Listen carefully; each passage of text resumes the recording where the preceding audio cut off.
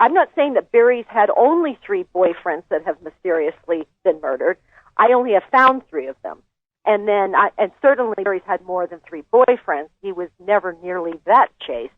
But if you want to talk about people who have mysteriously been murdered and they're unsolved crimes, and to this day the cases are still open, I have 3 of Barry's boyfriends' names, if you want me to share them with you. Yeah, let's do that. Okay. So one boyfriend. Now these were all attendees of that Jeremiah Wright church in Chicago. Yeah. There was a formal, informal knowledge amongst the congregation that there was what they called the Down Low Club. What the Down Low Club was is that were men who wanted to appear to be straight, but wanted to still have the opportunity within a somewhat protected-like environment to hook up with other men. Now, one of the boyfriends that I have the most information on, his name was Donald Young.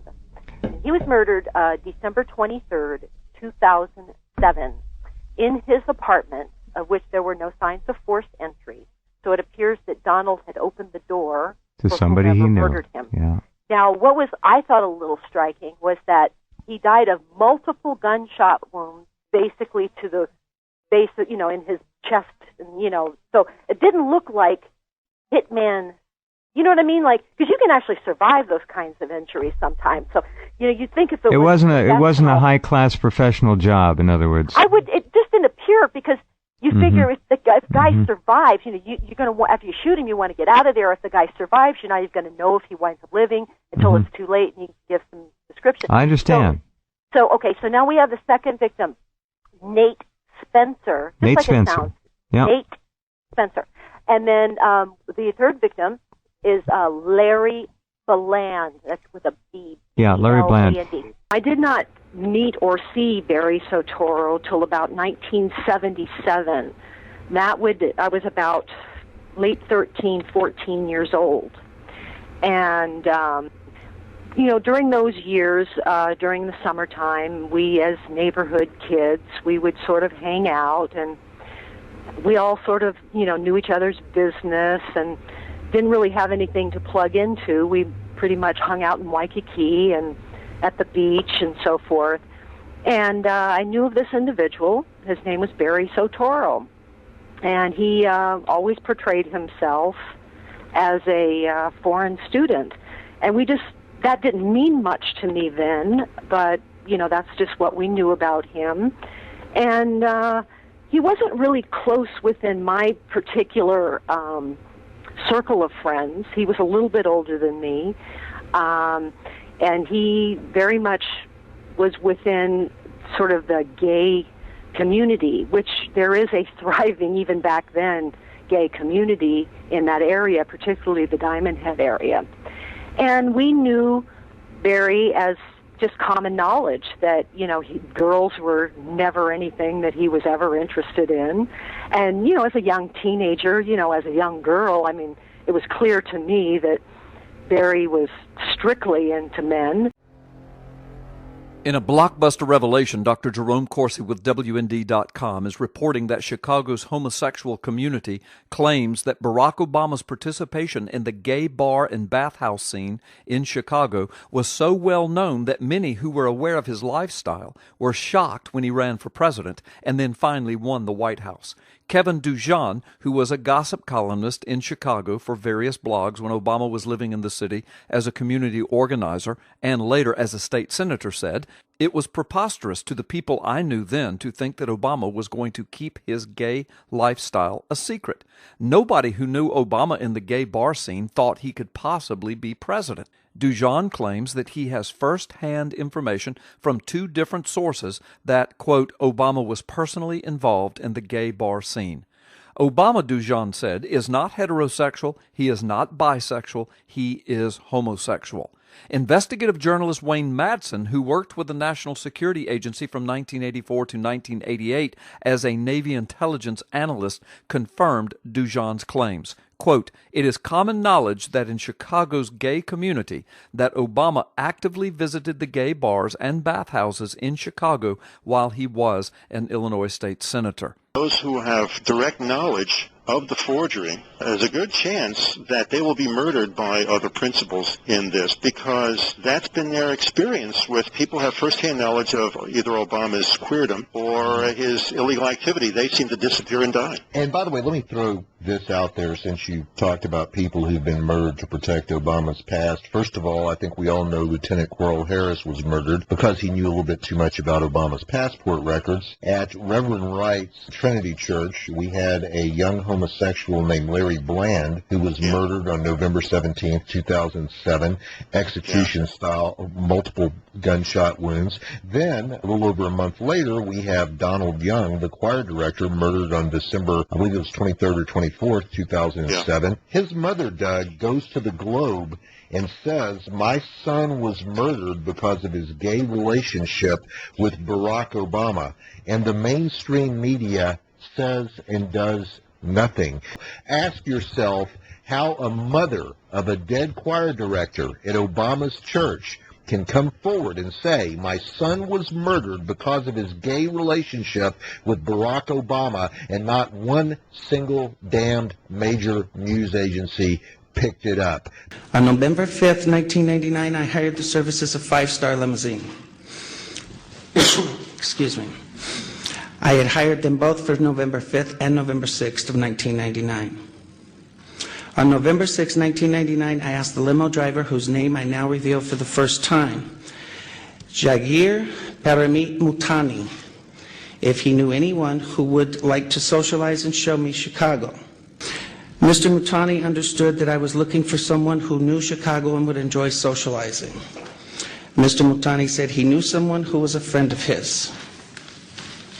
On November 6, 1999, after picking me up at the hotel in Gurnee, and this is significant, Mr. Mutani used his cell phone to make a call.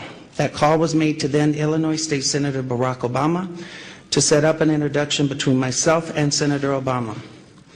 Upon arriving at the bar and exiting the limo, Senator Obama was standing next to Mr. Mutani, and I was introduced to Senator Obama by name. Later that evening, in a bar which I believe was called Alibis, and I state believe because I have failed so far to get Citigroup to provide the credit card receipts that has the actual name. I mentioned I could use a line or two to wake up. Senator Obama asked me if I was referring to Coke, and I stated I was.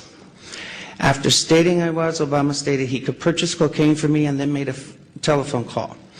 This too is significant, from a cell phone to a presently unknown individual, during which Senator Obama arranged the cocaine purchase. Senator Obama and I then departed the bar in my limousine and proceeded to an unknown location where Senator Obama exited the limousine with $250, which was provided to him by me. Returned a short while later with an 8-ball of cocaine, which he gave to me. I did ingest a couple of lines of cocaine, and shortly thereafter, Senator Obama produced a glass cylinder pipe and packet of crack cocaine from his pocket. Obama then smoked the crack cocaine. I performed fellatio on Senator Obama in the limousine during the time Senator Obama was smoking crack cocaine, after which I had the driver take me to my hotel, the Comfort Suites, Gurnee, Illinois.